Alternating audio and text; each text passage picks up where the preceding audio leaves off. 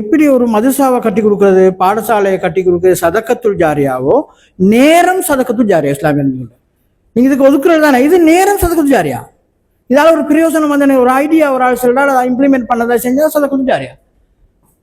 ஒரு அழகான இஸ்லாமிய அறிஞர் ஒரு அழகான ஒரு சதக்கத்துல் ஜாரியா விளங்கப்படுத்துற ஒரு சம்பவம் எனக்கு ஞாபகம் இருந்தால் அவர் விளங்கப்படுத்துவார். ஒரு மனுஷன் சில பிள்ளைகளுக்காக செலவழிக்கிறார், கஷ்டப்படுறார். அந்த மனுஷன்ல ஒரு ஆள் ஒரு பிரின்சிபல் ஆகிறார் வைங்களே. அந்த பிரின்சிபல் ஒரு ஸ்கூலுக்கு போறாரு. ஸ்கூலுக்கு போயிட்டு அவர் ஸ்கூல்ல நல்லா செய்யறாரு. அந்த ஸ்கூல்ல ஒரு டாக்டர் உருவாகிறார். அந்த டாக்டர் போயிட்டு அவரோட வாழ்க்கையில் ஒரு 5000 10,000 பேர் நோயாளிகளை குணப்படுத்துறார்.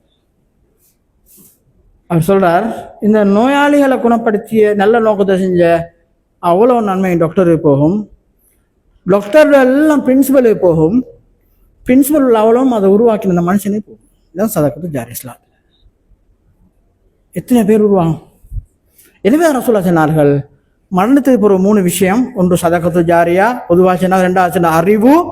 3வது சொன்னார்கள் வலதும் சாலும். இது ஒரு நல்ல பிள்ளையை உருவாக்கிட்டு போறேன். எனக்கு டக்குன்னு அந்த அதிசய சொல்ற ஏண்ட பிள்ளைய மட்டும்தான். அப்படி இல்லை, இஸ்லாமிய அறிஞர்கள் அப்படி சொல்லல. எந்த ஒரு மனுஷன் உருவாக்கினாலும் அவருக்கு துவா செய்யற அளவுக்கு அந்த மனுஷன் உருவாகினா அந்த பிள்ளை அவ்வளோ நன்மையும் கிடைக்கும். அப்படி ஒரு ப்ரொஜெக்ட் தான் இது.